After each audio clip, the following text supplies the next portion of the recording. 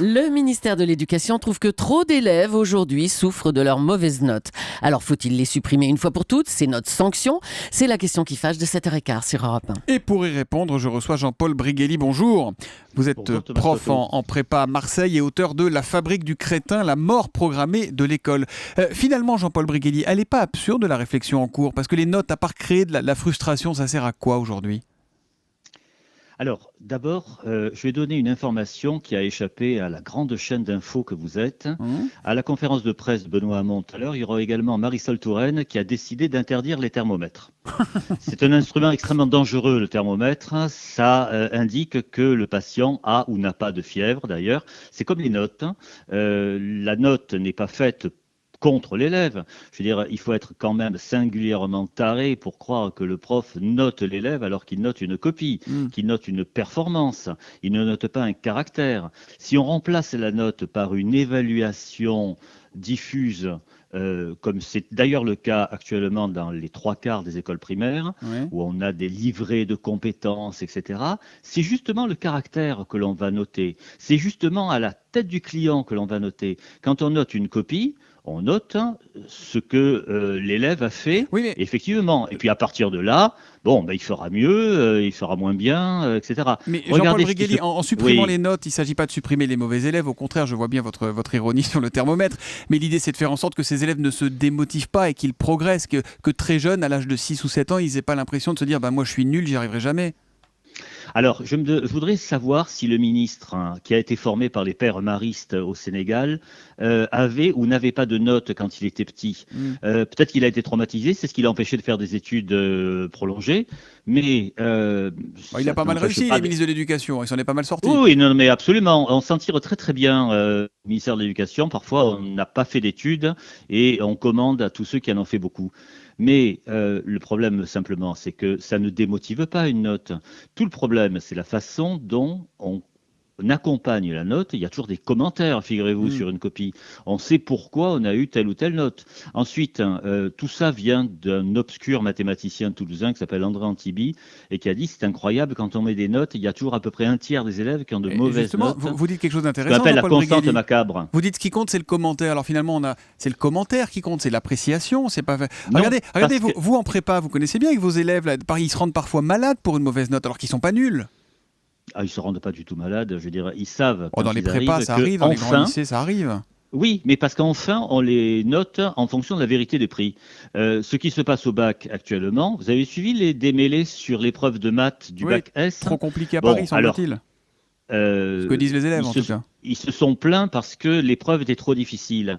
Alors, moyennant quoi, l'inspection générale vient de décider que les exercices difficiles de l'épreuve de maths seront notés sur 2,5 et le reste sur 20.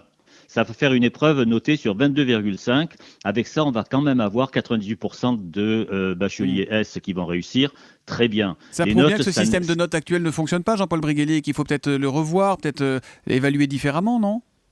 Je pense que ce qu'il faudrait faire, c'est utiliser des notes justement à bon escient, c'est-à-dire des notes qui disent effectivement quel est le niveau de l'élève et expliquer à l'élève que ce n'est pas une sanction contre lui, c'est la juste rémunération de son travail.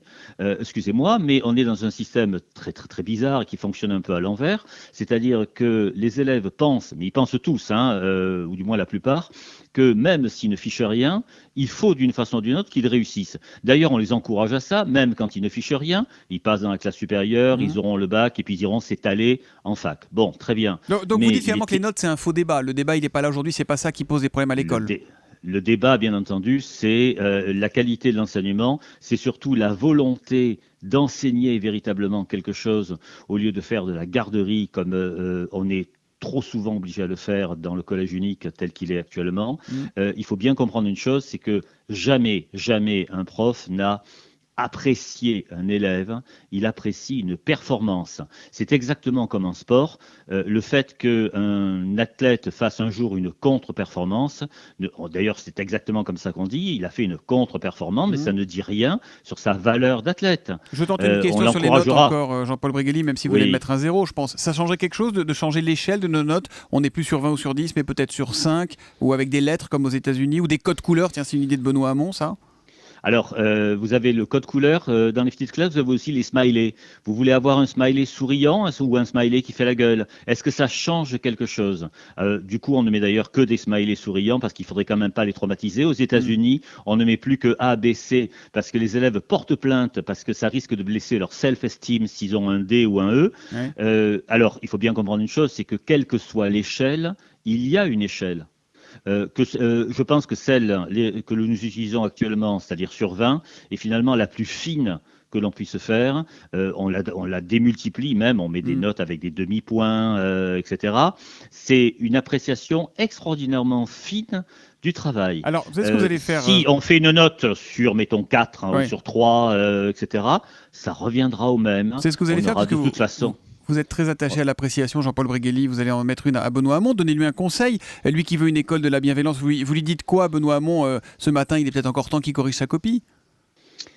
Il faudrait que d'une façon ou d'une autre, au lieu de s'adresser à tel ou tel syndicat qui fait la loi actuellement au ministère, il s'adresse à des vrais spécialistes, indépendamment de toute couleur politique ou syndicale, qui s'adressent à des gens qui savent, aux gens qui ont les mains dans le cambouis, aux gens qui travaillent dans les collèges et dans les écoles, aux gens qui sont confrontés aux vrais élèves et pas à ceux qui sont dans les belles écoles parisiennes où les ministres mettent leurs enfants.